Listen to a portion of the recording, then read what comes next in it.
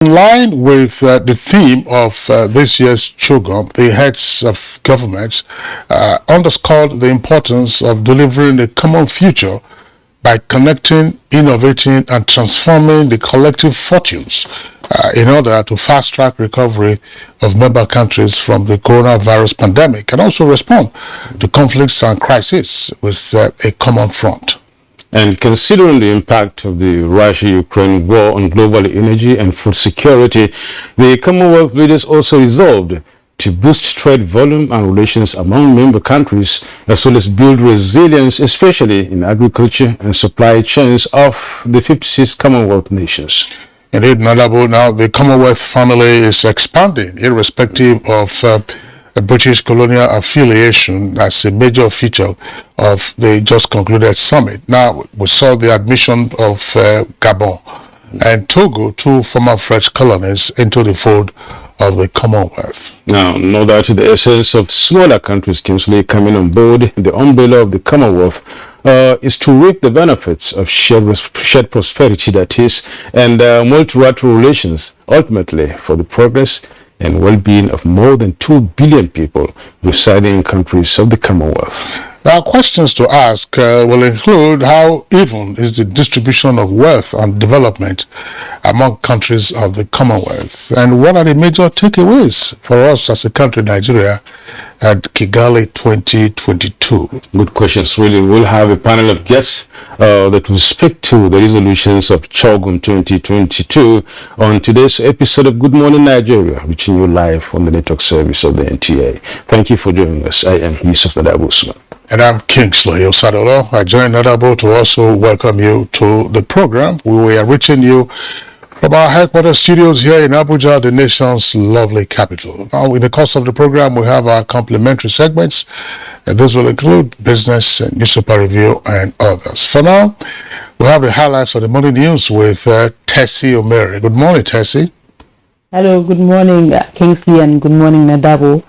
Good morning, Nigerians, and here is the morning news. President Muhammadu Buhari is back in Abuja after a very successful outing at the Commonwealth Heads of Government meeting in Kigali, Rwanda. The president was received on arrival at the Nnamdi Azikiwe International Airport by his chief of staff, Professor Ibrahim Gambari, FCT Minister Mohammed Musa Bello, Deputy Inspector General of Police in charge of Finance and Administration, Sanusi Lemu, and other top government officials.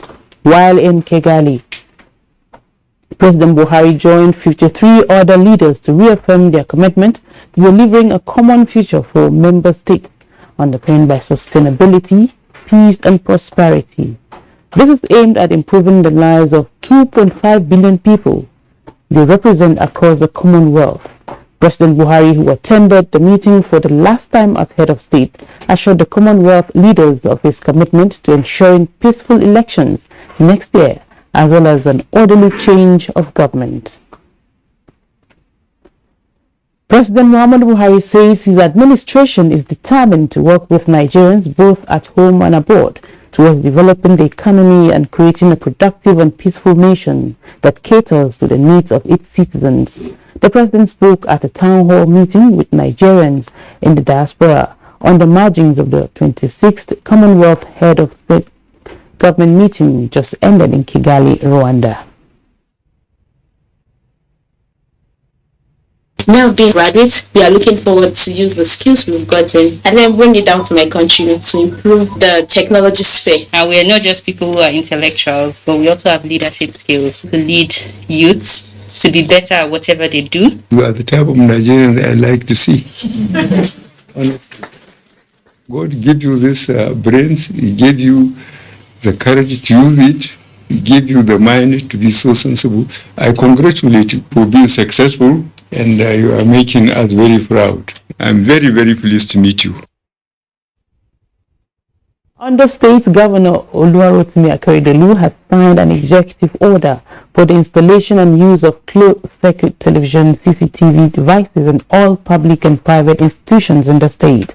A statement signed by the Chief Press Secretary to the Governor, Richard Olatunde, says this becomes necessary as additional measures to ensure security of lives and property in all public and private institutions.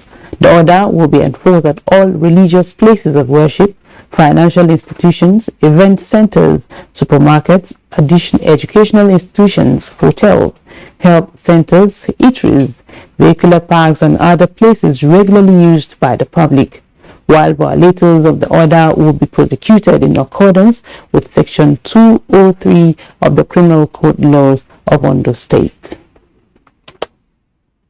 And the Nigerian Immigration Service has reaffirmed that Mr. David Akinwunmi, who is at the center of a case of alleged organ harvesting in the UK against the former Deputy President of the Senate, Akinwunmi, and his wife applied and paid for the enhanced e-passport using the NIS portal, after which he approached the Gwagwalada Passport Office, FCT Abuja, on November 2nd, 2021 for his interview.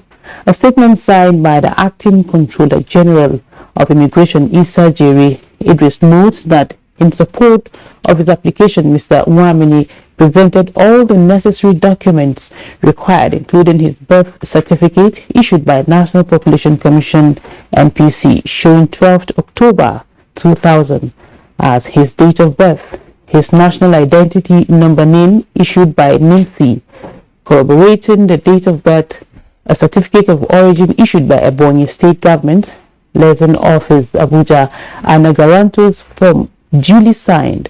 The acting CGI reaffirms that in view of the records available to the service, the general public may wish to be informed that the date of birth or any other information on any Nigerian passport is printed on the document only after a thorough vetting process that involves both the applicant's reader documents and the person. Mr. Akinwunmi's case, he says, was not an exception, contrary to rumors making the rounds. The 2022 Civil Service Week has been rounded off with an interdenominational Thanksgiving service in Abuja, in line with the scripture which stipulates that in everything give thanks, for this is the will of God in Jesus Christ concerning you. This scripture from the Bible propels the Nigerian civil servants led by the head of the Civil Service of the Federation to appear in his presence with praise.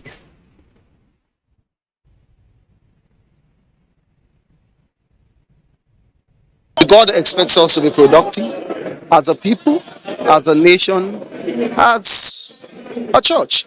And we know that Nigeria also as a nation, we are trusting that we will be more productive. God has been very, very good to us, and so we have to give him thanks. The Civil Service Week also is another reason to give thanks to God, because all the programs went very, very smoothly.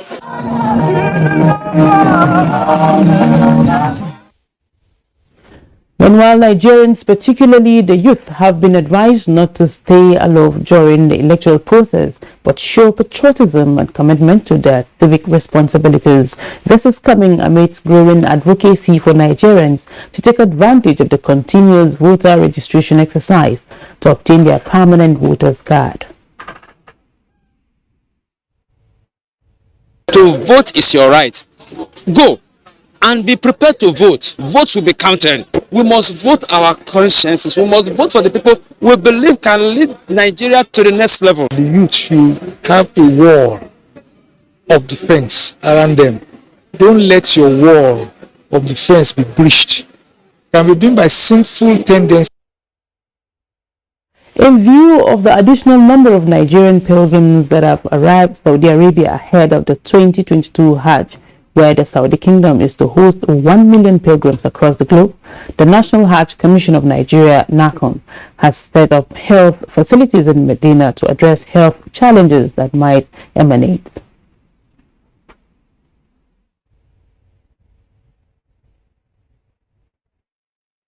On the average, we receive between 50 to 100 pilgrims every day in these our clinics.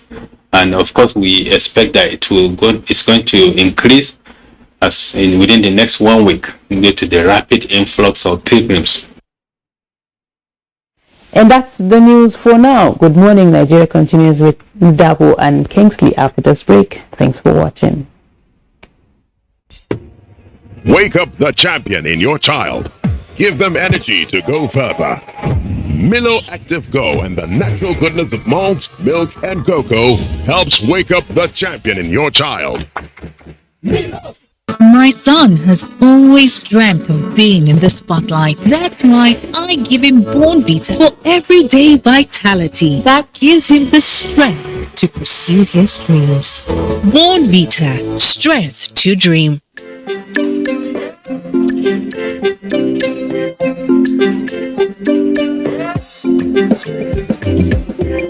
Ajaye go gym. You won't go shake your body. Instead they make it calm down. In the farm say tabi. You want to grow 6 packs in a day. I beg you don't do party or power. You want to show yourself oh.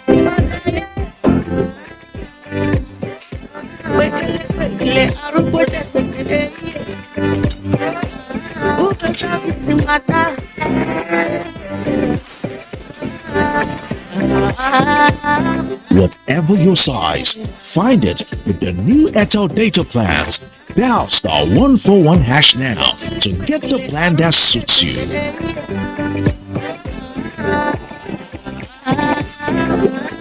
Airtel, the smartphone network. To every politician, as the campaigns gain momentum and passions begin to rise, remember, the errors of your opponents do not make you a success. Do not run down your opponent and inflame passions to violence between and among your supporters. What counts is what you plan to do for the electorate and how you intend to relieve the sufferings and bring succor. Nigeria is in dire need of patriotic leaders at all levels, leaders who will make national development their priority. Concentrate on telling the electorate what you intend to do when you get into office. Focus on making your vision clear to the electorate. Don't engage in verbal abuses, fake news or speeches. Keep dealing with issues that will bring progress. You win the hearts and minds of the people by being above board, by being civil, patriotic, and showing empathy. Let's join hands to make the 2023 elections peaceful. A message from the National Orientation Agency.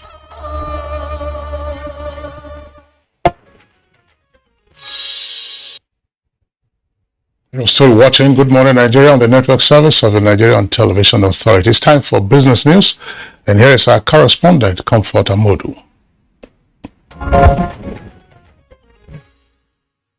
The federal government has continued to evolve ways to boost production from oil fields to augment state finances and increase local participation in the oil sector, which provides the bulk of Nigerians' foreign exchange and export.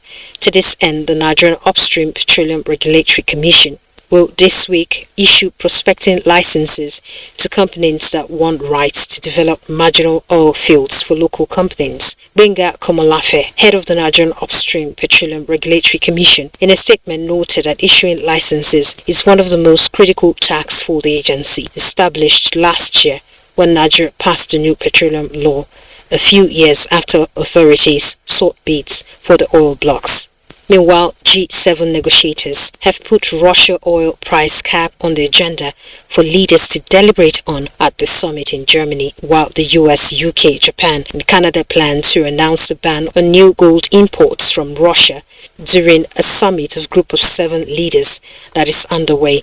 Underpinned by London's central role in the gold trade, the UK government said in a statement that the proposed measure will have global impact, shorten the commodity out of formal international markets, and will scuttle President Vladimir Putin's ability to raise funds. With business news, Comfort Amodu. Thanks, Comfort, for the business package on Good Morning Nigeria. Up next for us now is Newspaper Review.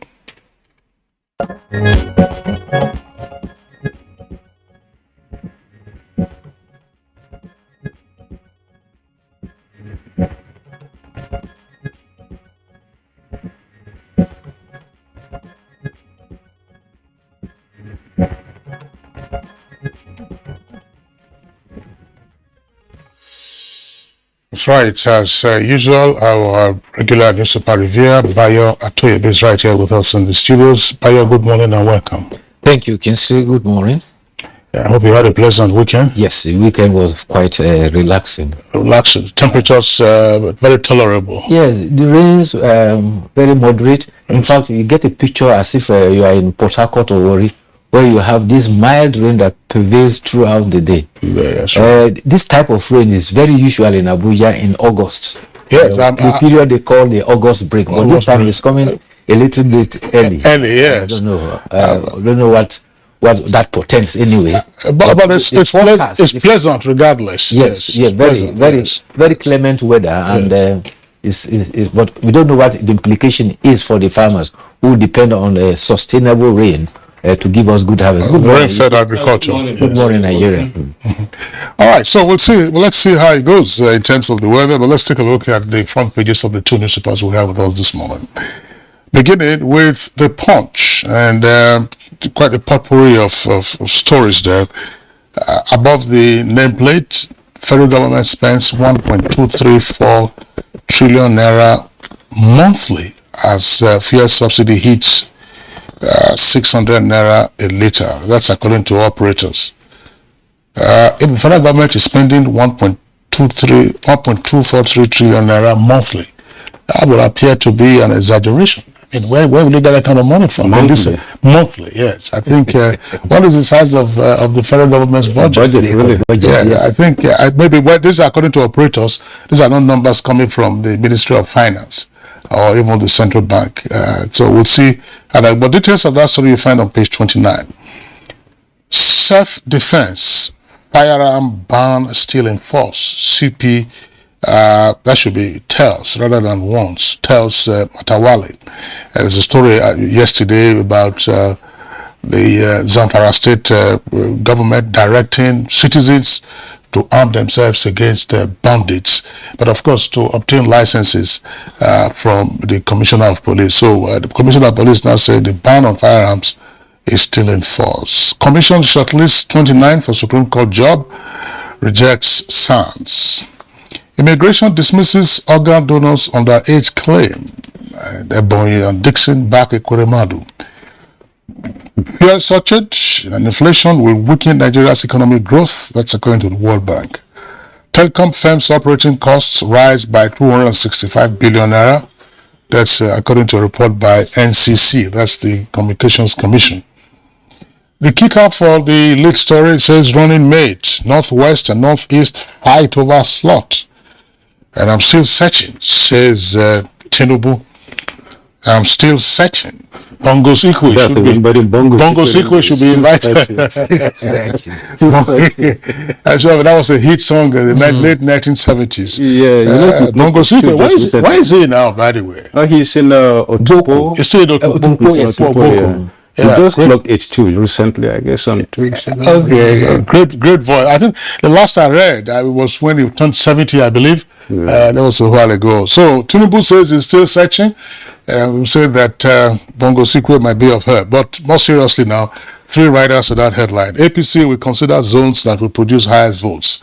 That's according to the campaign DG. Northwest, Northeast governors negotiating, not fighting. That's according to the APC Northwest chair.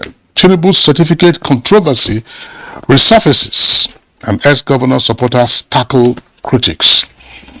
Kebbi lifts Hajj pilgrims, and governor seeks prayer to end insecurity. NAFDAC workers continue strike, fault management on welfare. He was okay before suicide, says Abuja photographer's brother.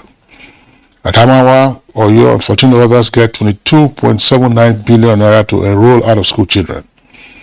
HIV. Taraba conducts mass testing. 77 test positive. Gunmen kill Edo and Kaduna Catholic priests and 2 others. Thousands flee as bandits raid Zamfara community. Kill 1. Madabo. Okay, thank you, Kinsley. Let's take a look at the Nation newspaper this morning, this very beautiful Monday. On the Nation newspaper, we have the following stories. Starting from the top of the page, we have 3 good stories there. Which is on page 7. It starts or it goes this way. As we strike Buhari to decide on UTAS for varsity teachers. Buhari will decide on that for varsity teachers. And then the details of that is on page 7, that is. And then on page 5, we have CJN proposes 29 justices for Supreme Court. And then Sans shunned NBA kicks. On page 8, we have 200,000 Northeast IDPs yet to be repatriated.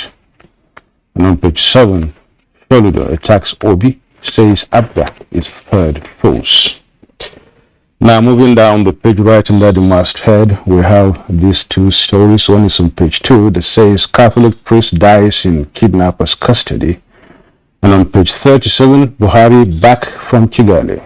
That's after the Chogun meeting. The big story on the Nation newspaper this morning is governors take stern steps to battle worsening insecurity. That's President Tinubu, Oshoba, others eulogize Bajabi and Lila, a book presentation. This on page 3. Then the big story is going to be, or rather it is really the governors take stern steps to battle worsening insecurity. It has the following riders, and these include Matauli asks residents to buy guns, OKs shoot on site for motorcycles, as read by Kinsley here on the newspaper. We have the second rider, marking day to hire 500 more for Amotekun. Ondo Assembly to tighten Amotekun law after Akere Dolu's compulsory CCTV order. And the final rider here is Uzodinma issues ultimatum to bandits. Details of all this can be gotten on page 6. Now moving down, we have this story on Dangote shops for additional 300 billion naira to finance refinery. Shops for additional 300 billion naira to finance refinery. Details on page 6. And still on page 6, UTM offshore Afrozimbak signed project preparation facility financing deal. UTM offshore Afrozimbak signed project preparation facility financing deal and a boost for Nigeria's first FLNG project. Details of that on page 6. Page 6 is really loaded with good stories there on the Nation newspaper.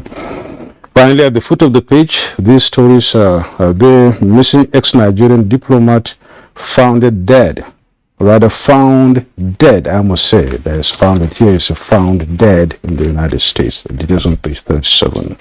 Then NAFDAC alerts to toxic lotion on page 5. And these are the main stories or the lead stories or the stories on the Nation newspaper this morning. Bayo? Thank you, Yusuf. Well, let's look at the concerns raised in Zamfara and Benue, where the chief executives of those states have called on citizens to get arms and arm themselves to defend themselves against criminals that are threatening their lives. The leadership reports that Zamfara state government says that it is ready to facilitate the seeking of arms to facilitate citizens who are interested to acquire arms to defend themselves. The statement by the Commissioner of Information, Ibrahim Dosara, said that the Commissioner of Police has been directed to issue licenses to persons who are eligible and are prepared to bear arms. And the indications are that first, they are to defend themselves against bandits. Secondly, government has also concluded arrangements to distribute 500 forms to each of the 19 emirates for those who are willing to obtain arms for the purposes of defending themselves. The government has also asked the State Assembly to pass what is described as information bill before to enable this carry effect. The state government has ordered the recruitment of 200 community protection guards. This will bring the community protection guards to 500 in each of the 19 emirate councils and across in Benue State too. But before you get down to that, let's interrogate this a little bit. Yes. I don't think would that be anything different from this acquiring of arms. Normally it has been in the laws that one should not have or own an arm or ammunition or whatever it is without a license. That has been there. Yes. Now, what's so different about this thing this time around? I mean, people have been having that, and a lot of people have been, having arms and firearms with them Would license really provided by the police? Is it the number of those who are going to be involved, or rather those who are going to have it now? Given also the fact that the state government wants to take it to the House of Assembly for legislation on that. And well, before now, there is a very strict regulation regarding possession of firearms. It's very strict, and you go through a very strict procedure before you are granted license. But before the advent of the increase of banditry, citizens who legitimately had firearms were asked to surrender them. And it was across many states of the Federation. Again, it was to mop up arms in the hands of citizens. But with the increase, there was no law to that effect at that time. But with the increase in banditry now, the frustration in Zamfara and Benue State, where the chief executives are now calling on citizens to pick up arms and defend themselves. Well, I think it's an interesting development. The questions that Nadabo raised are pertinent, and the perspective is also provided, including your good self bio. Those perspectives are interesting. Yes. Now, let's get it clear. Firearms is controlled by the federal government. That's why you have the Firearms Act. And lately, I think the National Assembly was seeking either an amendment to the Firearms Act or repeal and then reenactment of the Firearms Act. In sum, there is nothing really new about what the state government has said in the latest request to citizens to arm themselves. Now, it is the governor is not saying, or the state government is not saying, go and pick up arms anywhere and anyhow you can find it. It says, look, approach the commissioner of police and attempt or strive to obtain a license for your firearms, which means if you are qualified to possess the firearms, then the commissioner of police will issue a license to you. And there are categories of firearms anyway that can be licensed, even though we know that persons who in the past applied for, say, day guns or hunting guns, turned out to be in possession of SLRs, that's self-loading rifles, automatic weapons, sometimes graduating up to AK-47. But here the commissioner of police is saying already that, look, the ban on licensing new firearms is still in force. But the critical issue, I mean, this is like a government that is having its back to the wall. Every time you have bandits and kidnappers in possession of illicit weapons, and the citizens themselves are fleeing their communities, how do they defend themselves? I think it's a critical question that we have to resolve. But we also have to be careful. Because if you say people should go and get firearms and you may have 1,000 firearms in that state, what then happens if there is misuse? Carefully, being careful is just the word here, because when we look even across the shores of Nigeria, in far away United States, they are now battling with that. That's right. They're trying to see the fact that there is no reason for people to have arms as, at will, simply because they have the license, because of the havoc this creates. And then if the government will really go to this extent and trying to even encourage, citizens to, have firearms, it seems we're heading towards a situation where everybody can just have a firearm to protect himself. And it seems there's no law there for the law enforcement agencies are becoming weaker or will get weaker. In fact, in the case of Zamfara, the emphasis is even towards farmers acquiring arms so that they can go to their farm and farm without being harassed by bandits. But some lawyers have already indicated that there is a danger signal here, that it is illegal for anybody to possess arms without getting the appropriate authorization. And they also emphasize the danger in having indiscriminate arms in the hands of citizens. The dilemma now is this. You have bandits. Catch-22. Yes. Catch-22, really, that's just it. Catch-22. Yeah. But there is a critical element that the Zamfara state governor also raised. Namely, you have bandits or kidnappers or terrorists who are imposing fines and levies on citizens. You go to a community, your levies are imposed on you, almost like behaving almost like tax authorities. That is to say, you are having a parallel government. How do you deal with that? Earlier, we had heard reports of some of these terrorists or bandits demanding what we may call protection fees. That's to say, before you go to farm, that's to say you want to cultivate your crops, you pay a certain amount. When it's time for you to harvest, you also pay another protection fee. Otherwise, they will burn down your farms, as they did in Niger. The produce too. Your produce, as they did in Niger. So, what should be the response of the state? In this case, I use the state capital S, that's to say the Nigerian government. What should be the response to instances of this nature? How do you mop up these terrorists and bandits so that citizens can freely undertake their economic activities? I think that's the situation there. And where we do hear reports of what the security forces are doing, but for the state government to have come up with this, and they set up a number of committees, security committee, that tells you that things aren't just well with Zamfara. We're going to talk about Benue State, Bayo. Benue State, it is similar to Governor Samuel Otom. Also, it's happening on the fact that citizens may now have to pick up arms to defend themselves because apparently they have been overwhelmed. They cannot handle. The security agencies are not able to protect them against bandits who are killing. In fact, Governor Otum cited that in just 1 week, about 40 persons were killed in the local government very close to his area in Guma. About 40 persons were killed, and out of frustration, he's saying that citizens may now have to bear arms. Now, that's on the political scene. The presidential candidate of the All Progressive Congress, the flag bearer, Bola Ahmed Tinubu, has indicated yesterday, while making remarks at the birthday of the speaker, that he's still looking out for his running mate. They're still searching. Yes, still searching for. That's why we're inviting Bongo Sikwe. But the Independent National Electoral Commission has given indication that political parties cannot substitute their nominated candidate except under two conditions. One is if the candidate nominated dies. The second is if the nominated candidate withdraws from the race. And when he withdraws, it is not just withdrawal. That withdrawal must be accompanied by a letter written by the nominated candidate and also to the political party supported with an affidavit. Thank you so much, Bayo. We're running short of time, really. We just got to call it quits on this segment here. Thank you. Thank you. It's Good Morning Nigeria. We'll be back in a moment. Stay back. Hello everyone.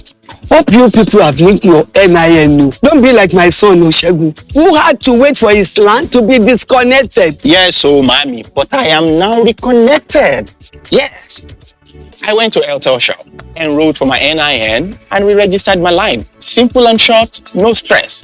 It didn't end there. Airtel rewarded me with a no-vex bonus of 20,000 naira free airtime and data to access all my social media accounts.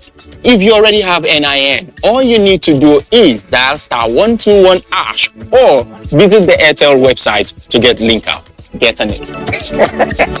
Airtel, the smartphone network. You clean your teeth every morning, but that fresh breath feeling just doesn't last. The answer?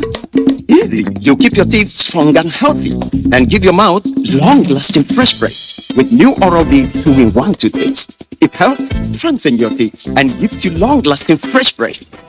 So fresh, feel fresh, and feel fresh. Stay strong, stay fresh. New Oral-B toothpaste for strong teeth and long-lasting fresh breath. Do you run a breast or cervical cancer service? Are you a private or public laboratory, clinic or hospital that offer any of breast imaging, cervical cancer screening, HPV vaccination, or other breast or cervical cancer services? Is your service a primary, secondary, or tertiary center located in any part of Nigeria, no matter how remotely located it is? If yes, to any of these questions, then subscribe to the OCI Foundation's Save a Breast app and become accessible and visible to millions of Nigerians. It is all for free. To subscribe, just type the Save a Breast application form on Google or go to the OCI Foundation's page on www.ocifoundation.org and search for Save a Breast application form. Complete the form and submit.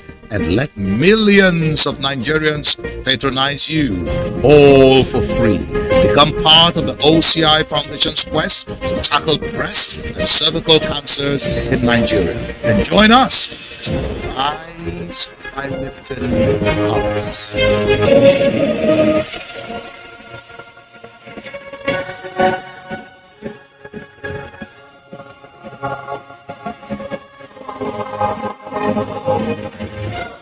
We are all Nigerians. Against all odds, we shall and must remain united. We may have our challenges, our problems, and setbacks. However, together we shall overcome them all. What doesn't break us shall make us stronger. This is the mindset that shall bring peace, progress, and prosperity to our beloved country. Do not let tribal and religious sentiments govern how you think, act, or feel. Don't be influenced by those who want to destroy our precious national unity. Everybody who's a Nigerian is your brother and your sister. This is the mindset of the new Nigeria. It is also the mindset that we must all adopt. Let us support each other in creating the Nigeria of our dreams. This message is from the Nigerian Television Authority, NTA.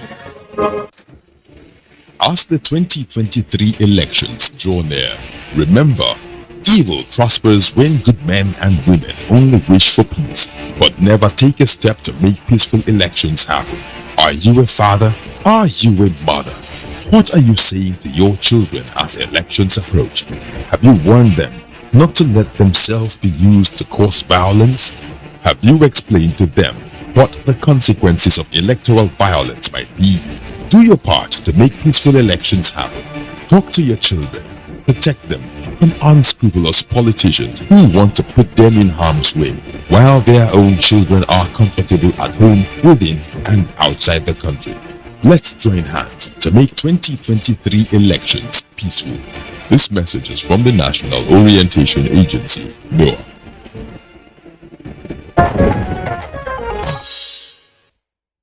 Welcome back. You're watching Good Morning Nigeria on the network service of the NTA. And to begin our conversation on the resolutions of Chogum 2022, let's take this background report by correspondent Abdulsalam Jubril.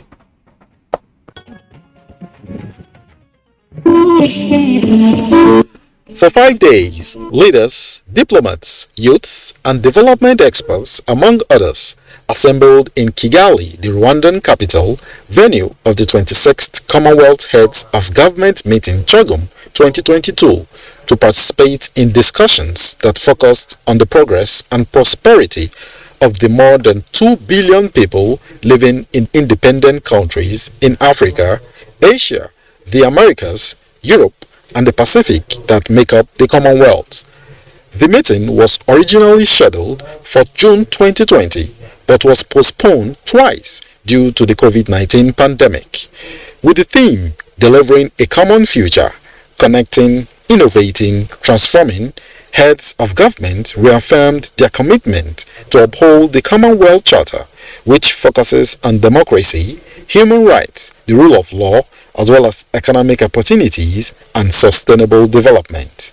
A major feature of the summit was the admission of Gabon and Togo, two former French colonies. Though the Commonwealth's membership had historically been colonies of the British Empire, it has since expanded, devoid of British colonial roots.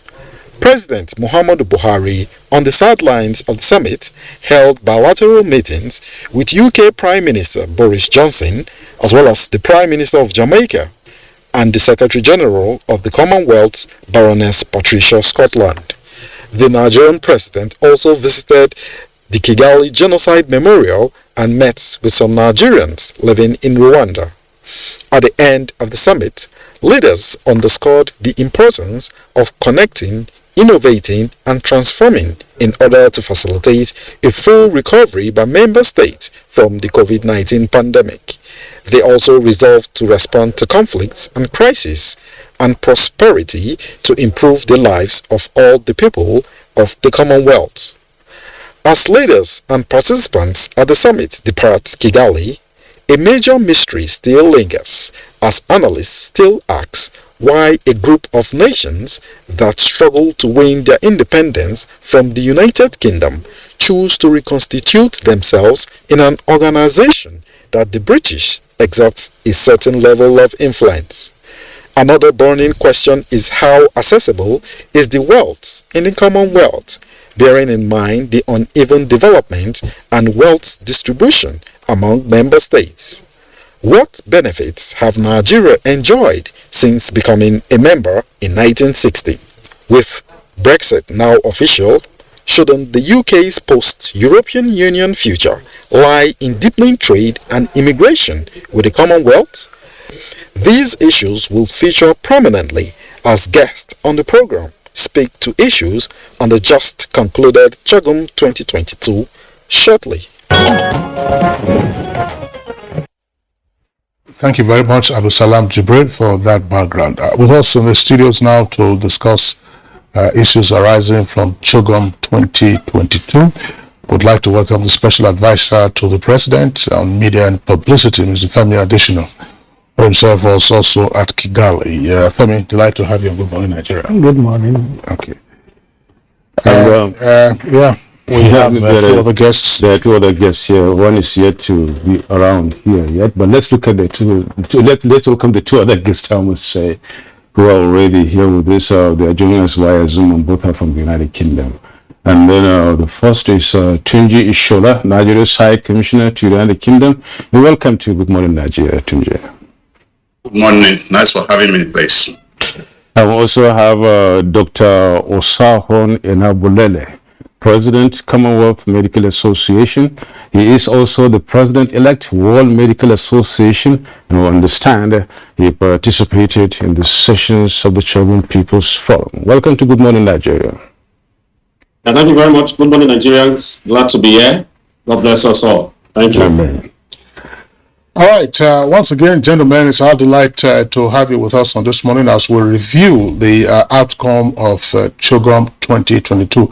Let's begin with Femi Adesina, who, as I said earlier, was at CHOGM. And he had, of course, been with the president on several of his foreign outings, as well as attending summits and heads of government meetings. Femi Adesina, tell us, what was unique about CHOGM 2022? Well, I'll say everything. It was to have held in 2020. COVID didn't allow it. It was postponed twice. And now it's finally came up in serene Kigali. What has become of Kigali and Rwanda, I think, is amazing. Mm-hmm. This was a country that nearly died in 1994 when the genocide came. But you hardly see the scars again, except maybe when you visit the memorial institutions they set up. But by and large, I would say Rwanda has emerged from the ashes of its destruction. And then the summit held in an ambience that was quite convivial. It was congenial, and I'm sure that all those that came, the leaders, members of the delegation, had and will have good memory of Kigali. So I believe that it was a very good summit. It was rather packed. In fact, I was pitying our president because typical of him, he attends every session that he should attend. When you tell him, "Well, will you skip this?" he said, "That's why we are here." And it was really exacting. He attended every session and we returned yesterday. It was an outing worth his while. We will further interrogate the outing, how worthwhile it was. Let's hear from, Dr. Osahon Enabulele, President Commonwealth Medical Association. Let me throw it back to you. How unique was it, Kigali 2022, CHOGM 2022, most especially talking about your field of specialization, the medics? So I didn't get it clearly. What is the question? I say, how unique was it, Kigali 2022, talking about your field of specialization, most especially the medics? Okay, thank you very much. Kigali was good. Kigali was great. And I want to support the views of distinguished Shomi Adesina that Kigali has been, we saw a very transformed country in terms of the city center, Kigali. But by and large, in terms of the conversations that took place in Kigali, I think it was very relieving that after the absence due to COVID pandemic, people were able to gather again to physically interact, exchange ideas, and see how they can move the whole conversations forward, particularly in terms of the health system reordering, because it was clearly admitted that a lot still needs to be done to advance the fortunes of the healthcare system, bearing in mind the very critical role health plays in the life of the people in terms of promoting their well-being, their productivity, and of course, the overall economy of countries. It was also admitted that beyond talk about talks, it's time now for us to really begin to walk the talk, because it's not enough to sit around tables, engage in conversations, but the critical element is how far have we gone? And so beyond the declarations and statements that have been reached, even in terms of the health system agenda, we are hoping that we can begin to see more, on the ground in terms of implementing, whatever resolutions have been taken.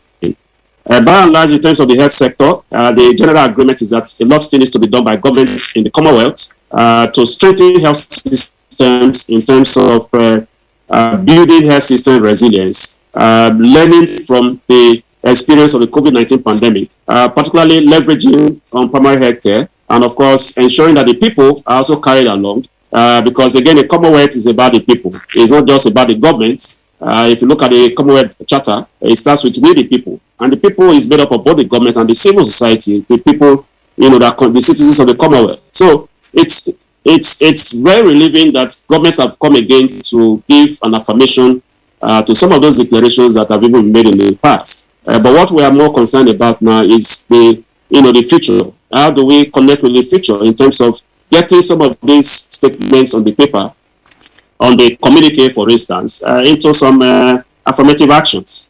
So I want to stop there for now, but to say that we hope that the declarations are going to be followed through to advance the whole concept of universal health coverage, increasing access to healthcare, to Commonwealth citizens, and of course strengthening the health workforce. Indeed, the Commonwealth Medical Association had a session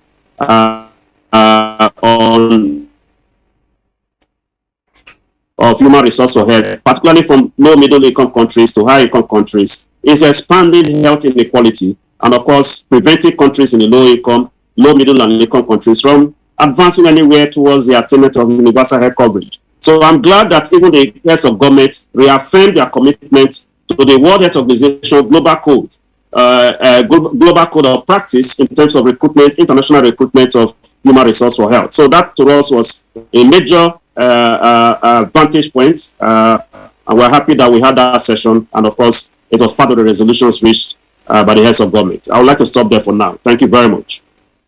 Okay, thank you, Dr. Akinwunmi Ambode, for your opening comments. We'll return to you in the course of the conversation. Let's bring in now Ambassador Tunji Ishola, who is Nigeria's High Commissioner to the United Kingdom. Ambassador Ishola, well, what was your sense at the summit, if you may, which is CHOGM, that is Commonwealth Heads of Government meeting? I mean, the leaders who gathered in Kigali represent about 1/3 of the world's population.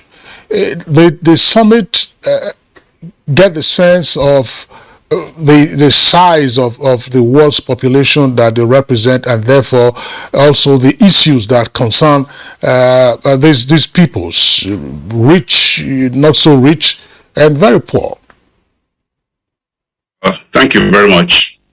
Let me start from the premise of the fact that Kigali 2022, otherwise known as CHOGM 2022, is quite interesting in many respects. The most critical issue at Kigali was building a consensus on the future of the Secretary General of the organization. And the 54 heads were able to build a consensus by asking the Secretary General to continue for the next 2 years. That was a very major decision, given the fact that issues of Commonwealth Secretary General, according to Commonwealth Convention, is restricted to heads of states only, and it can only be represented by Minister of Foreign Affairs, no more. So it was a critical decision taken, and I want to seize the opportunity to salute all the heads for building a consensus on that, because it was a contentious issue before the Commonwealth. That's number one. Number two, like Femi earlier said, Chogom was supposed to have taken place 2 years ago. And I want to believe the fact that you are even sitting down together talking about a problem in itself is way out of the solution, because sometimes a problem identified is half solved. And to get heads coming together to discuss these issues, to me, it's something that is quite important. And I must say that the way the heads really related in Kigali really gave me hope for the world. The 2.1 billion people in Commonwealth, as represented by many head of states that were there, one has the belief that the Commonwealth that we expect in the next 2 years and beyond will be different from where we are. There's no doubt that being a multilateral organization that is anchored largely on British colonies, we need to rejig the Commonwealth itself. And I'm sure that the next 2 years, the Commonwealth Secretary General will be apprised of the need to rejig the machinery of the Commonwealth. Having said that, it's important to know that the Commonwealth itself, has so many machinery within which to execute its program.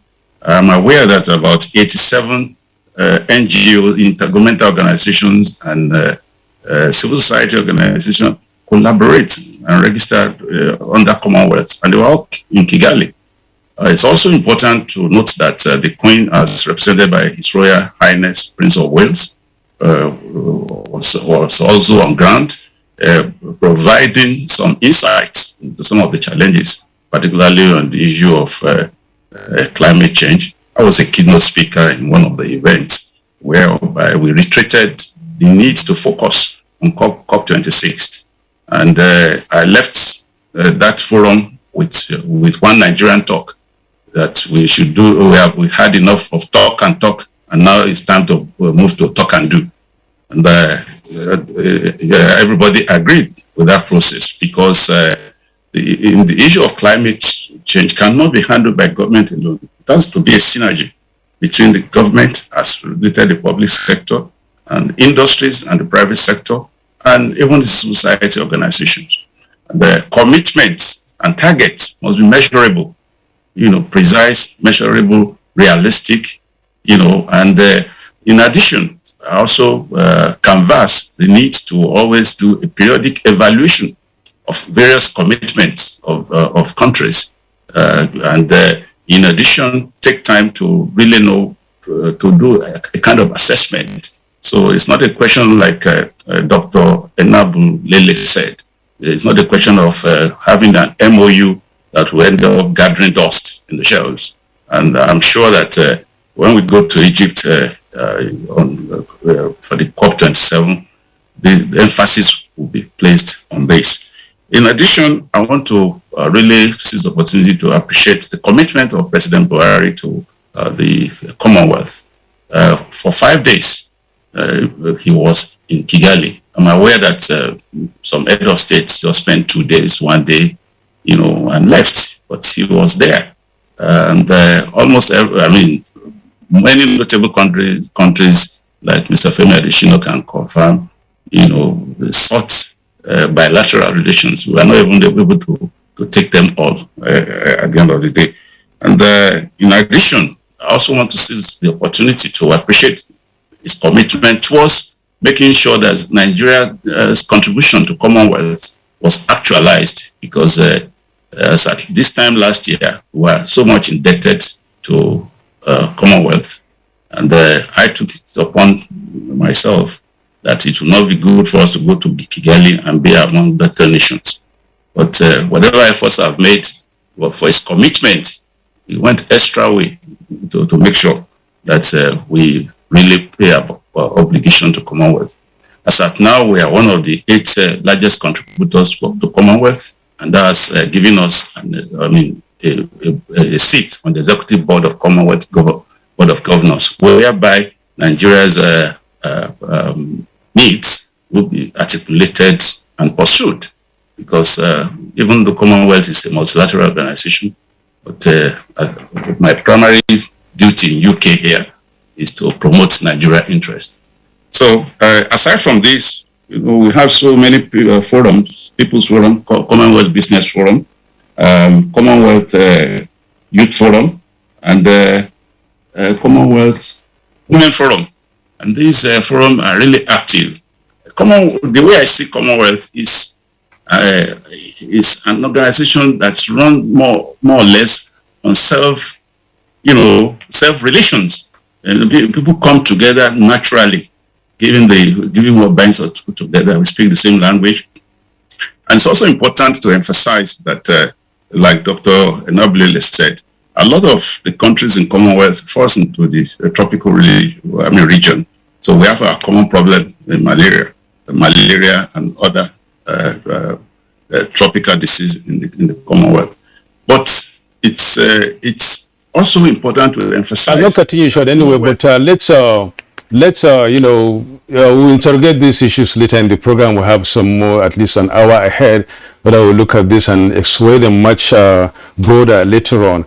In the meantime, let's welcome Nigeria's former High Commissioner to Pakistan, Ambassador Dauda Danladi. You're welcome to Good Morning Nigeria, sir. Thank you very much. Thank you so much. Let's get your opening shots on this assessment as we take a look at 2022 Shogun and the resolutions there and what the takeaways were. But before then, as you do that, give us what you felt was somewhat a unique thing about this 26th, meeting of, heads of government in Commonwealth, and of course, against the background of the fact that they've been meeting quite okay, and one just like the background that we had asked, countries coming together to talk more about themselves with the colonial head at the top of it, and then exerting some greater influence on them and things like that. Is that worthwhile really to continue? Well, I think let me start by saying that the Chogo meeting is coming at the right time. The pandemic has stultified the scheduled meeting for the past 2 years. It is coming at the right time because if you look at the global financial system, you find that the COVID-19 has created a cascading economic paralysis, especially in African countries. The global financial GDP is about 90 trillion US dollars. Today, the world is awash in debt to the tune of $260 trillion. Now you can see the disparity in terms of the challenges that the global financial system is facing, and African countries are hard hit. If you recall, prior to this particular meeting, the last G20 meeting, the ministers of finance of African countries made a submission to G20 that there is a need for a debt relief package to the tune of about $150 billion if Africa is to come out of the financial crisis caused by the COVID-19 pandemic. Nigeria under President Buhari has done very well. If you recall the billions of naira that the government has doled out in order to ensure that the country does not go into deep recession. So Chogom is coming at the right time. The issue of corruption in the African countries, if you look at the index, is still alarming. Over $50 billion is looted out of the African countries annually. There's a need to arrest that. The issue of gender equality, women empowerment, these are critical issues that requires a comprehensive strategic partnership. Again, CHOGM would have provided a platform for the African countries really to again look at the issue of strengthening their multilateral engagements and bilateral engagements. And it is heartwarming that President Buhari was able on the sideline meetings to meet with the UK, United Kingdom Prime Minister, Jamaica, the Commonwealth Secretary General, in order to bring to the fore some of the challenges that Nigeria is facing, and in order to see how he can strengthen cooperation at the bilateral and even multilateral levels, so that the challenges that African countries are facing could be addressed. So in a nutshell, I think CHOGM is coming at the right time in view of the complex and multifaceted challenges that African countries are facing, which are far-reaching, requiring a comprehensive strategic partnership in order to deal with the challenges, so that at least the crisis that is facing Africa could be mitigated. Today, it is still very worrisome that over 300 million Africans are still hungry. As you know, the president has launched a program to get 100 million Nigerians out of poverty, and I believe that could be achieved, but it requires a robust funding.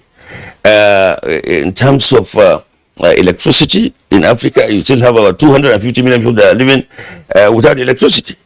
In Nigeria, my state, Borno State, for over 1 year, there has been no electricity there. Well, that's courtesy of the insurgents. And efforts have been done, but we cannot achieve much without an intensive collaboration with other organizations like what has happened now in CHOGM, and of course partnership with other regional and international bodies, so that we can get out of the doldrums that Nigeria is facing. Yes. Thank you very much, Ambassador Danladi. We'll come back to you. Once again, let's bring in Femi Additional. What, in your opinion, were the major takeaways for Nigeria at what obviously was President Buhari's valedictory attendance at CHOGM? Yes, and he actually mentioned that in one of his speeches, that it was his final attendance at CHOGM. But talking of takeaways, the fact that Nigeria was there was very important. If Commonwealth countries were gathering like that, the leadership of about 54 countries were meeting, the fact that Nigeria is there, very significant. Nigeria must stand up to be counted at places like that. And then you also find that the issues that Nigeria has are almost African issues. Some of them are even global issues. You talk of banditry, you talk of insurgency, you talk of economic depression, all those issues. Climate change particularly, all those issues are international in nature. So there is no way that you will solve those issues without collaboration. You see that the theme of the meeting itself is determining a common future. So it's very important. Any country that will resolve its issues and resolve them conclusively will not be an island. In fact, the world does not permit anybody to be an island again. So it was very important Nigeria was there. It was important that those issues that plague and ail our country were put on an international platform, and they could be discussed, and the future could be charted. So the CHOGM was very important for Nigeria. Yeah, really, let me hang it a while with you again, talking about the takeaways. Yes. The president was at the Genocide Memorial, and there he specifically, sent a message to Nigerians that we should be more tolerant. Yes. More tolerant, really. What informed that message, and what really was it that he saw at the memorial, really, that made us maybe to look at it very well and then think about the genocide that happened in Rwanda sometimes. Yeah. Yes, it is said that an estimated 1 million people died during the genocide. That particular site we went to accommodated 250,000 dead. 250,000. There are many of such memorials around the country. So in that particular one, 250,000 people died. And you could see in bold relief the things that happened, because it was like a historical pictorial excursion from one side to the other, how Rwanda was before colonial rule, under monarchy, how they were won, and all the fissures that eventually snowballed into genocide were not there under monarchical rule. How colonial rule came and the division became emphasized. There had been killings from 50s, 60s, 70s. It was just that the one in 1994 was the one that attracted global attention because of its enormity. Therefore, as a Nigerian going through that, you can't but have a sense of deja vu. I've seen this before. You see it in things that happen in our country. And then you ask yourself, can it get to this level in our country? It may as well get there unless we are careful. That's why after that tour, when Mr. President laid a wreath, he said Nigerians must learn to tolerate one another. And it's very important. Today, Rwanda does not mention where you come from again. When you are filling forms, whether you are a Hutu or Tutsi or Twa, is no longer there. Rwandan is what they all feel. We are all Rwandans. We know that doesn't happen in our country. Here, ethnicity is the order of the day. And it's now even more emphasized than ever before. And those are things that kill a country. It almost killed Rwanda. So Nigeria must learn, take a cue from what happened to that country and be careful. All right. Thank you, Femi. I recall 3 years ago when it was the 25th anniversary of the Rwanda genocide. We had a conversation on that subject matter, and a number of guests were with us, including diplomatic staff from the Rwandan High Commission here in Abuja, and it was pretty touching to recount what happened before and during that particular genocide. But how much of the message of the president will penetrate back home? I think it's a tall order. It's one of the, well, let me not say tall order. It's one of the challenges that we will have to keep, we're dealing with, and saying, look, let the message percolate down. Nadabo, are you with me? Because as Femi said, everywhere you turn now is religion, everywhere you turn is ethnicity, and so on and so forth. Back again to Dr. Osahon Nabulele. Dr. Osahon Nabulele, let's you participated in the People's Forum at Chogom. Again, what for you were the takeaways? And just by the way, from a medical point of view, because there is a sense in which the coronavirus pandemic tended to be a frame around this year's summit, the Chogom. Well, coronavirus was responsible for the postponement from 2020 to 2022. But looking at some of the visuals from that summit, it tended to give me some concern and also some relief. I mean, during the photo sessions, people were shaking hands. There were no face masks on. You couldn't have done this 2 years ago. So from a medical point of view, what's going on? Is it that COVID has evaporated and the Chogom is free and then everyone in the Commonwealth is now all right? Dr. Nabulele. Well, thank you very much, my senior brother. Thank you very much for that question. First is to say that COVID is not gone. COVID is still around. But the whole issue of the massive efforts at vaccination and creation of herd immunity is what seems to have given lots of people that confidence to go around with our face masks in terms of reducing the restrictions. But it's not that COVID is gone. In fact, just yesterday, someone close to me over here in Brighton came down with COVID-19. So it's not over, but those safety precautions still need to be undertaken at individual and of course collective levels. But I think what has given people the confidence is the fact that you have had your vaccination, you've had your booster dose. But again, in some countries, they still insist on the use of face masks. But in some other countries, some of those restrictions have been relaxed because of their efforts at massive vaccination. UK, for instance, had a very massive effort at vaccinating its people, unlike in Africa, where the vaccination rate is still less than 15%. And indeed, in the entire Commonwealth, we still have lots of people unvaccinated in terms of the primary vaccination.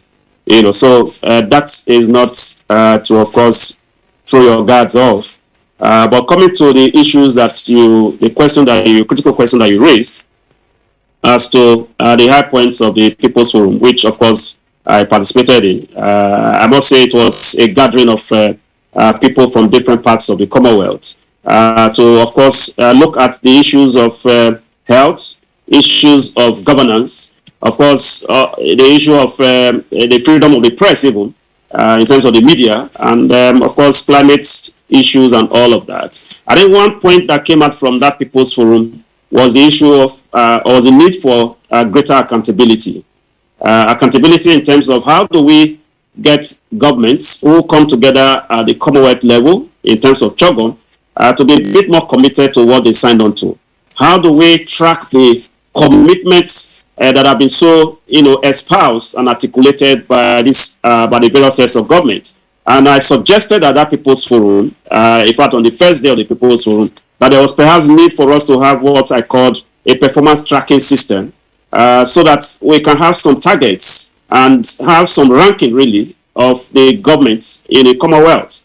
Because if you know that you are going to be ranked in terms of some indicators that have been put on ground, I'm sure a lot of countries who are really not there right now will step up their efforts, knowing that CHOGM is around, will be around again in the next 2 years. And perhaps your performance level and profile will be put to question, will be put to assessment. So clearly the issue of accountability was one point that we took out from that forum as to how do we get this ranking of the performance of the various governments in the Commonwealth to make them a bit more accountable to those things they've committed to, and of course accountable to the people through good governance, pure, sincere, transparent, leadership, and of course, ensuring that they, advance projects and programs that will, of course, advance the fortunes and the well-being of the people in their various jurisdictions and countries. Again, was, like I said before,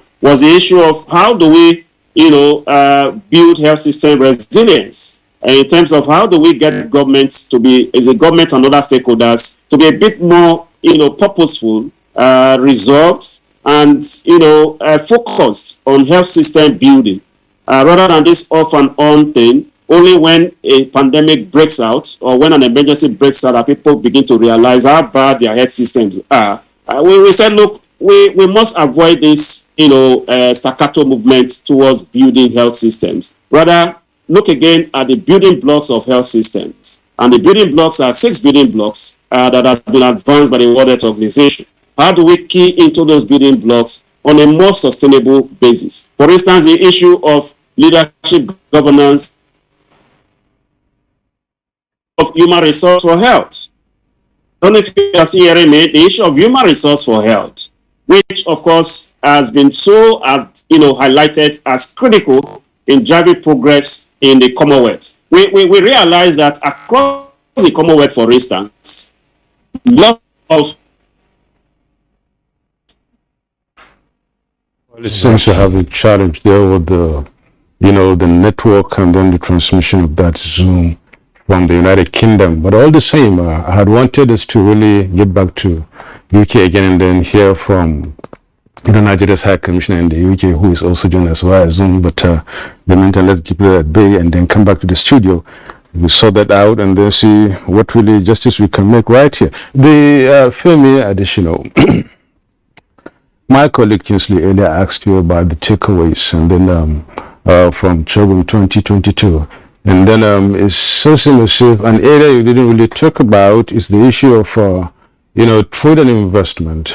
Looking at the engagements of the president and his entourage, building cooperation, having links, and then having to meet donors, having to meet other countries and countries' leaders, and the rest of them trying to see how investments could be attracted to Nigeria, and of course Africa if possible, but Nigeria specifically.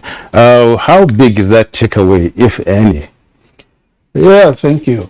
You would observe that over time, there has been this deliberate intention for the Commonwealth to evolve from just like a social club to an economic bloc.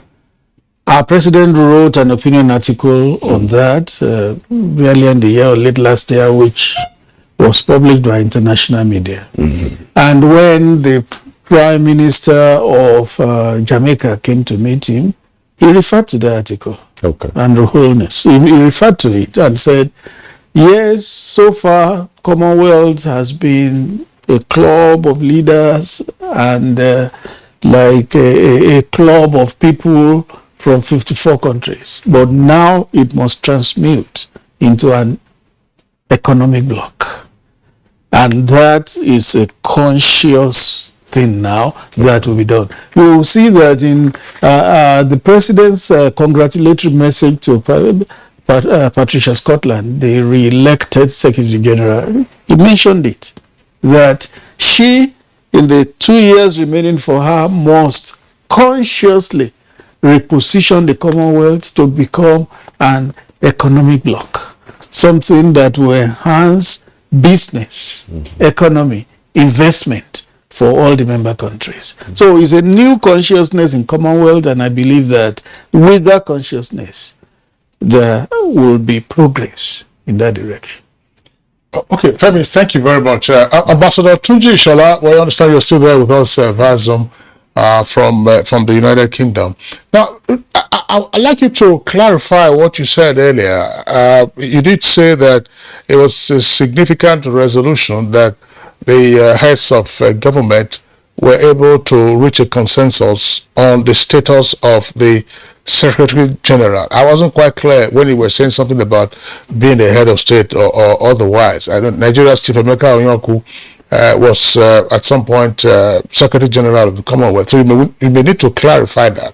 Then the other issue, of course, relates to the push for the transformation of the Commonwealth from being, if you may, a gentleman's club to an economic club whose voice can be heard and should be heard at critical moments in world affairs. Well, thank you very much. I did say that Commonwealth Convention requires Secretary General to be appointed or elected through a consensus basis.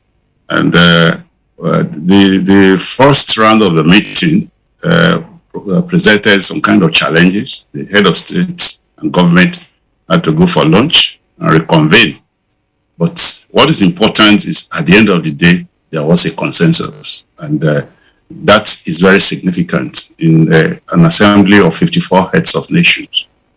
So that's what I mean. It wasn't an easy thing, and there was no doubt challenges and tension earlier on, because the issue, the practical issue there was that technically the tenure of the Secretary General did it end in 2020 or will it end in 2022? And they ended up building consensus that yes, she will be reappointed and retrospectively from 2020, meaning that the normal tenure of 4 years, she will have an exit in 2024. That was the consensus that was built. But the unique thing is coming to that consensus wasn't an easy task because opinions were sharply divided. That's what I'm saying. We must give it to the heads that at the end of the day, they came to a consensus.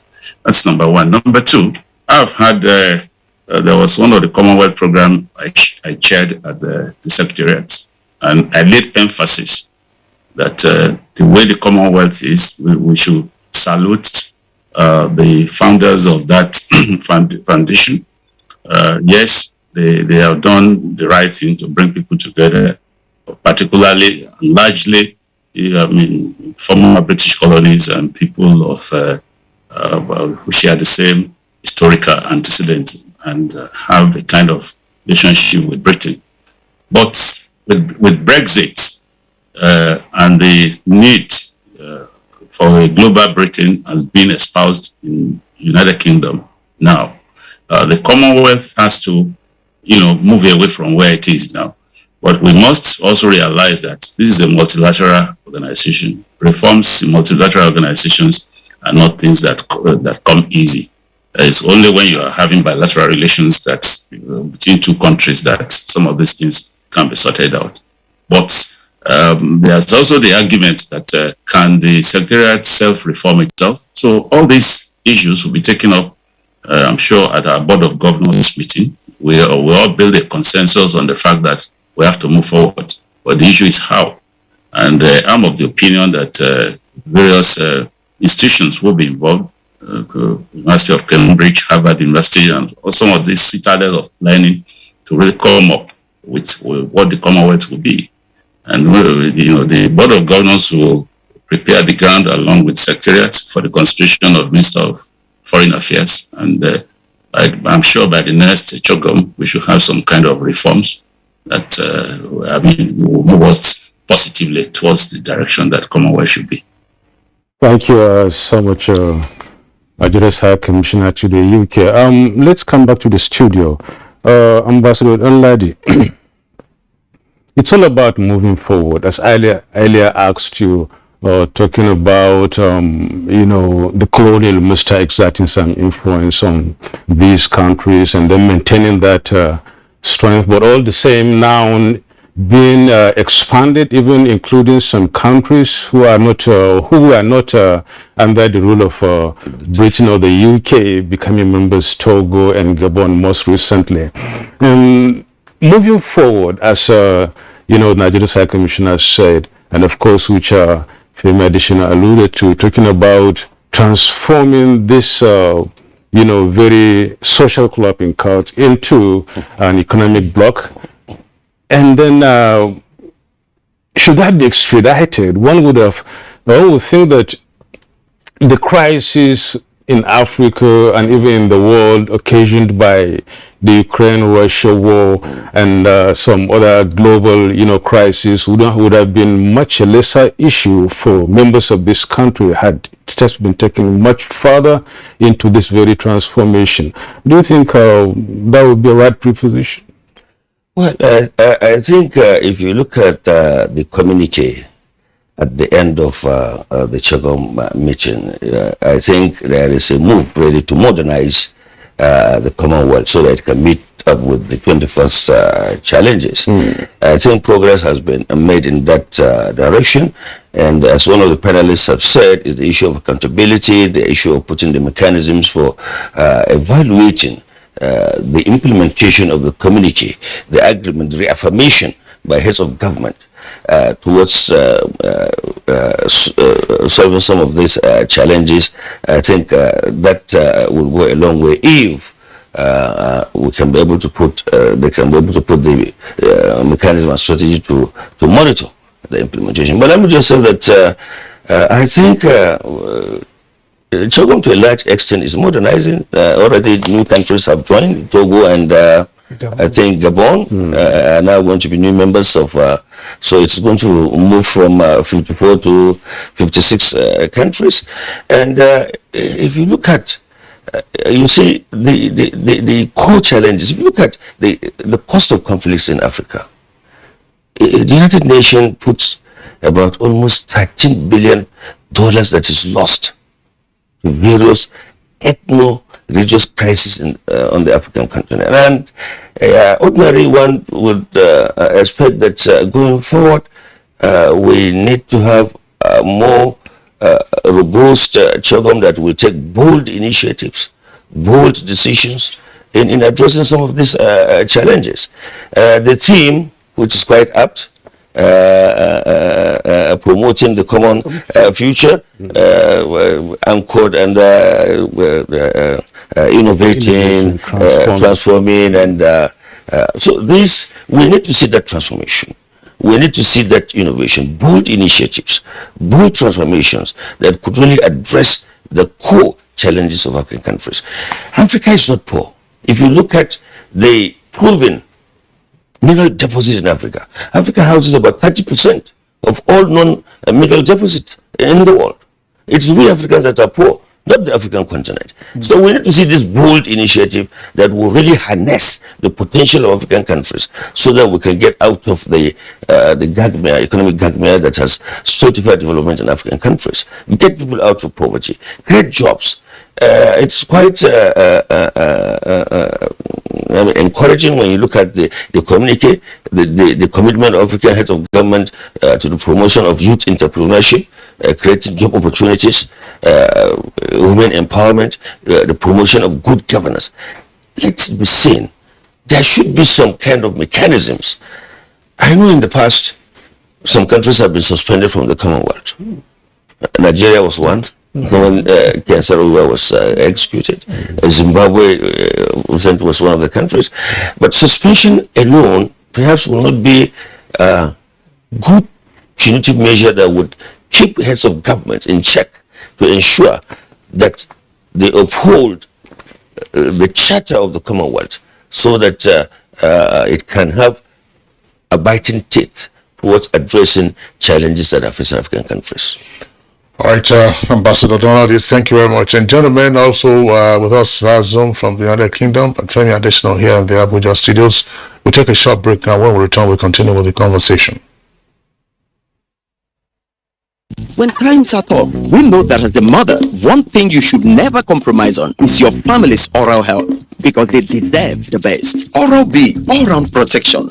It's great value. It protects your mouth from harmful bacteria and also protects you against tooth holes and gum problems which can lead to tooth loss. It strengthens your family's teeth and gives them all-round protection. So remember, protect their future. Oral-B for healthier, stronger teeth in just 1 week.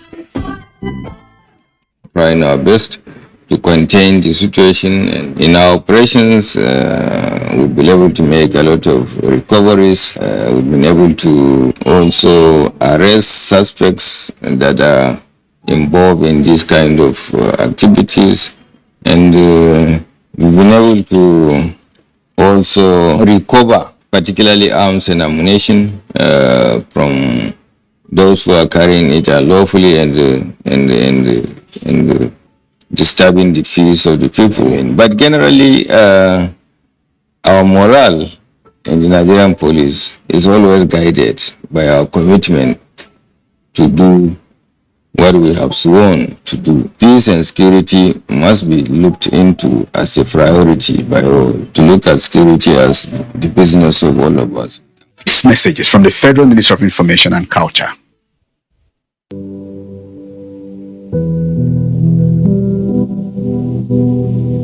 Well, the housing solution we have developed is a multifaceted one. First, we have tried to lead a program to build what we think will be an acceptable and hopefully affordable housing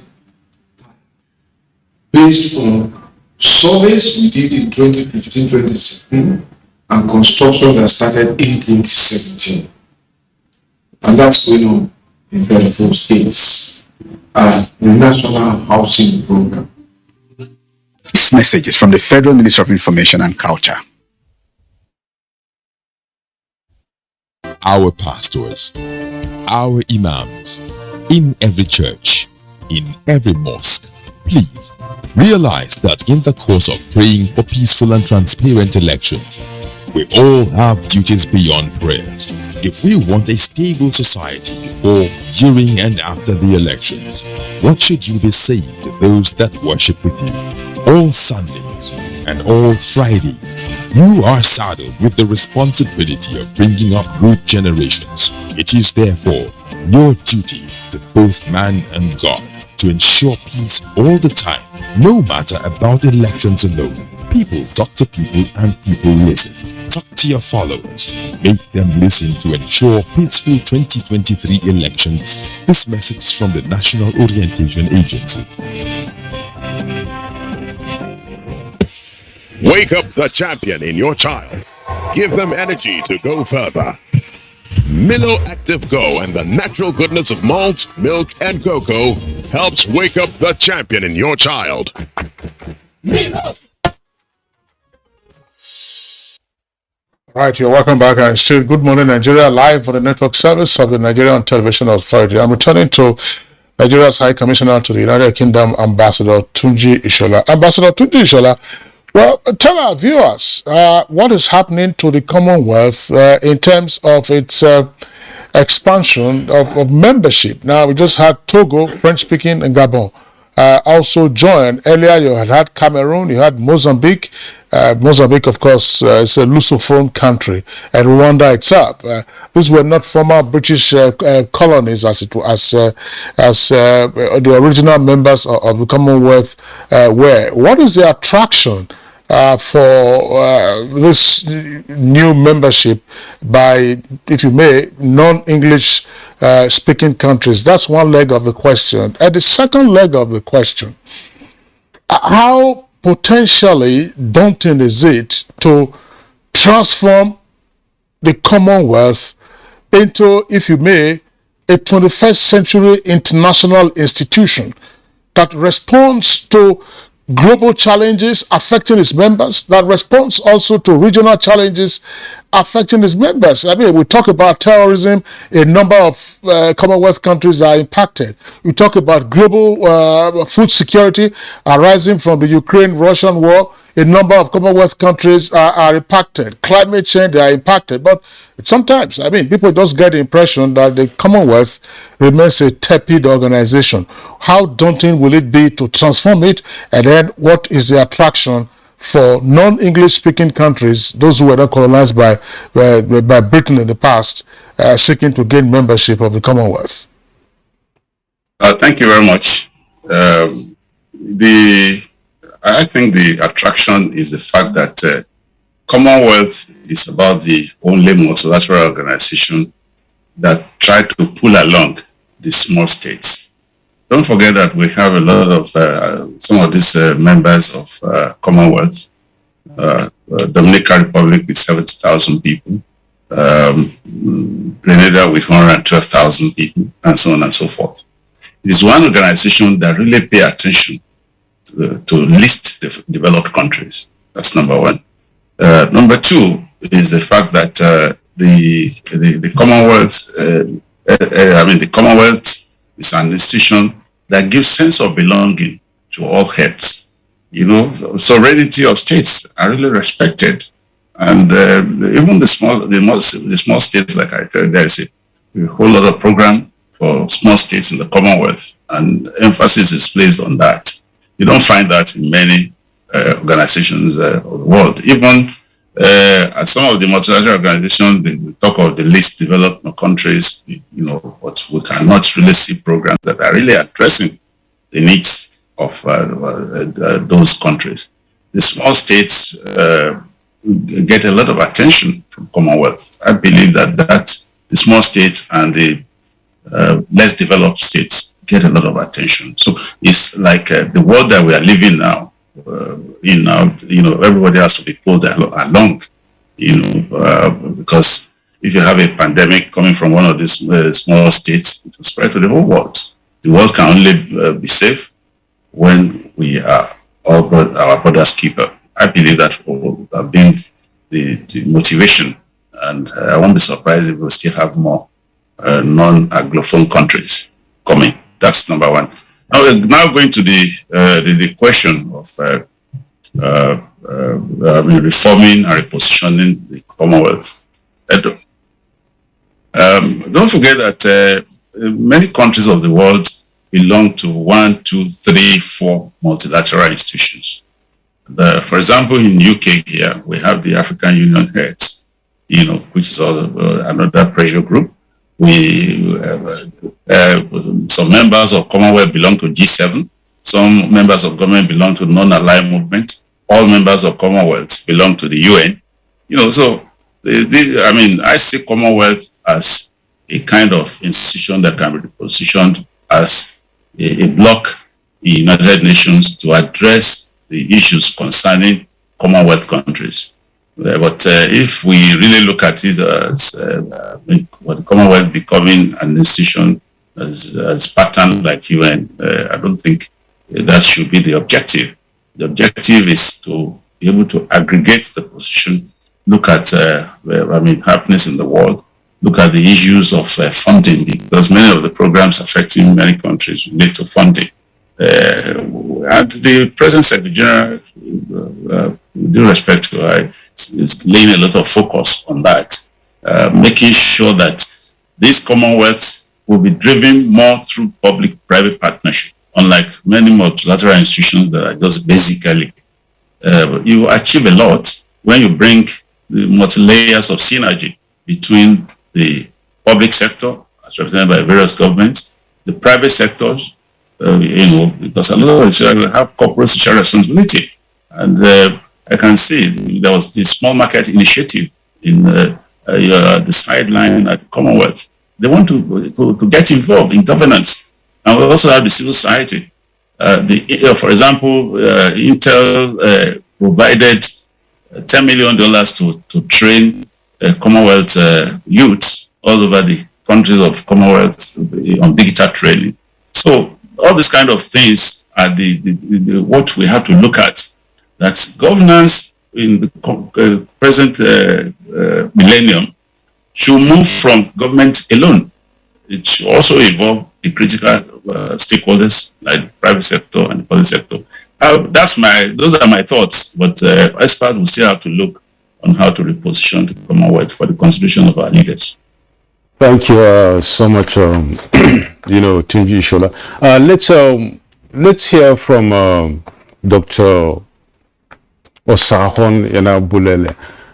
Doctor, let's get your views on this issue so that an expansion or expoundment of your idea earlier on put forward when you talked about performance tracking by members, which in a way you're referring to peer review, if I may, of members, so that we can stop, rather move away from just talking to walking the talk.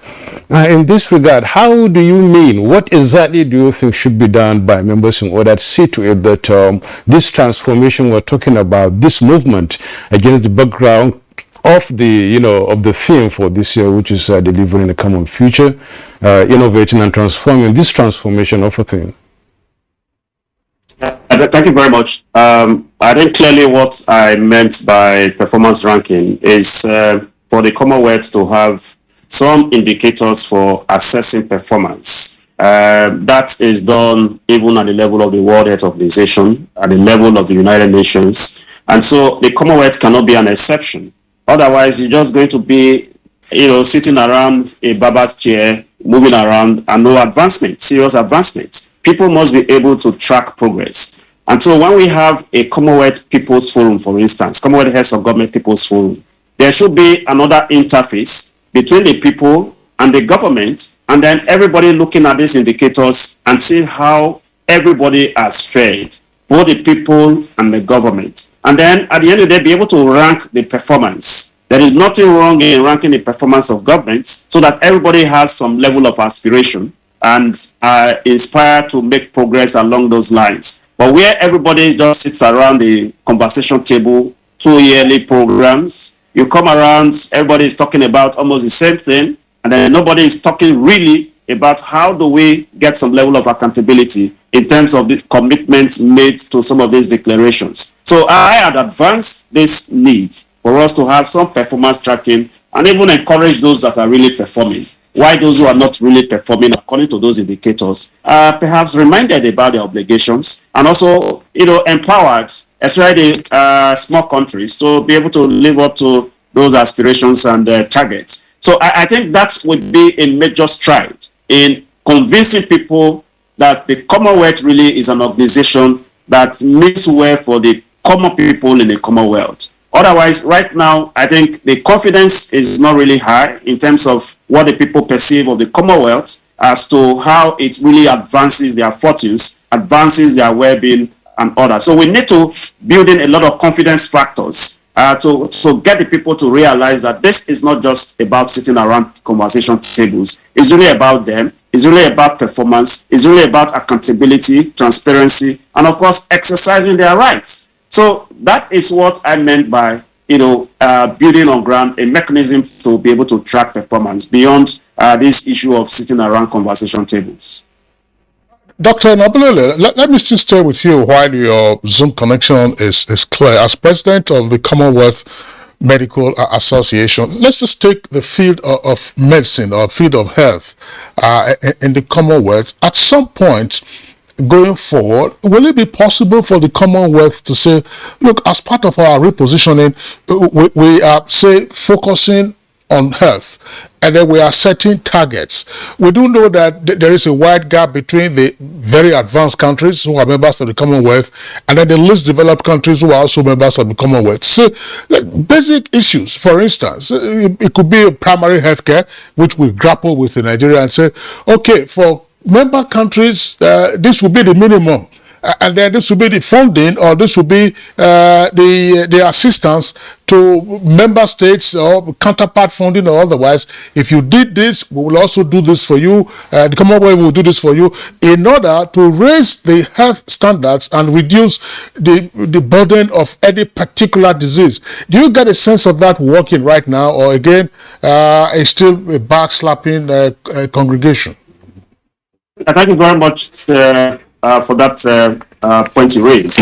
I must admit just now that we are in conversation with the Commonwealth Secretariat to see how the proposal by the Commonwealth Medical Association on this issue that you raised can be further strengthened because everybody has to key in. It's not going to be a one-way traffic, so you need all stakeholders on board to, of course, even the government to even key into this new direction. So we right now, as a Commonwealth Medical Association, we are engaging the Commonwealth Secretariat to further that proposal. Everybody has confidence in what we are proposing, and the framework is already there, really. You're not going to be reinventing the wheel. The framework is already there in terms of these indicators, whether on the issue of attaining universal health coverage, what are the indices for even assessing countries moving in the direction of attaining universal health coverage, because the target is just year 2030. All countries are expected, based on what they signed on to in 2015, to have met the target for universal health coverage. But we know that COVID-19 pandemic has slowed down the progress of most countries. So that's obviously it's very unrealistic just now. And so there's need for us to review again some of these indicators and targets, and then be able to, of course, move forward. The issue of national health legislation. There are most countries in the Commonwealth still do not have a national health legislation. I am happy as a Nigerian that we have a National Health Act, for instance. South Africa has one, and few other countries. So we have to really come together and see how we can build these indicators and make governments aware of them, key into them, and begin to track this performance. We're talking about human resource for health. We had a session as a Commonwealth Medical Association at the People's Forum, and most people for the first time saw that, look, this was a cross-cutting issue. It was not an issue even only of Africa. Even Asia, they are witnessing the same challenge of human resource for health, because it looks like most countries in Asia, Africa are just producing healthcare workers for the developed countries of the world. And this is not helping to address the disease burden in those countries. By 2030, the world will need an additional 18 million healthcare workers. And most of this need is in Africa, is in Asia, and other low-middle income countries. So we call to question the issue of how countries are adhering to the WHO Global Code of Practice for international recruitment of health personnel. That will be one of the indicators that we also assess. Are countries poaching on others deliberately, like we are seeing now from some parts of the global north, poaching deliberately on the healthcare workers or the human resource for health in the low middle income countries? How do we get them to, of course, commit to that target or that indicator of saying, look, we have a global code of practice in terms of how you conduct ethical recruitment. How are you adhering to it?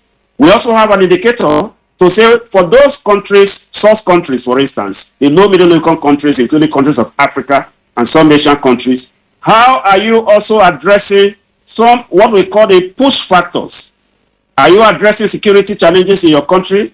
Are you addressing the issue of motivation and empowerment? Because if you look at some of the 17 resolutions signed on to recently in Chogom, at the Chogom 2022 meeting, one of the commitments they gave was that they were going to motivate, protect, and invest in human resource for health. So we can ask that question as part of the indicators. How are you, as a low middle income country, for instance, where these healthcare workers are migrating from, how are you committing yourself to investing appropriately in human resource for health? How are you protecting them? How are you motivating them? What kind of working conditions do you have in your country? So this is a doable prescription.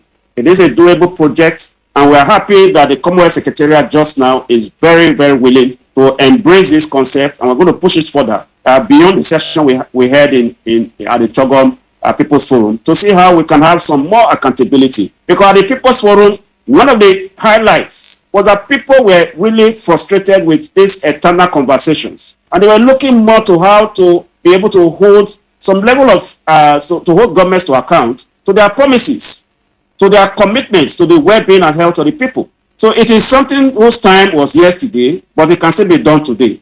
Thank you. Octana Bulele. We're running short of time, gentlemen. Let's see what justice we can make to these facts you raise, and that will be in some maybe 60 seconds or thereabout. When we look at 2018, theme of Chogom, it's talking about the common future. And this very one was also talking about the common future with an addition by way of trying to see how the common future can be achieved through transformation, innovating, and things like that. The specifics are just very important. Climate change, women empowerment, youth, the Blue Declaration, the ocean, all these are issues that were raised and discussed at this. It seems as if the People's Forum, Ambassador Dauda, the People's Forum is taking away the shine off the main meeting of the well, thank you very much. I think it is not, because part of the thing is connecting, and the People's Forum is to connect people, bring the business community, the governments, so that they can look at various ways and strategies in ensuring that Commonwealth asserts its responsibility. But if I will just go a little bit forward, is the fact that the Commonwealth, I think, looking at the communique that was issued, I think it is encouraging. We hope that in the future the Commonwealth will have a strong voice. The Commonwealth will have an influence on various topical world affairs.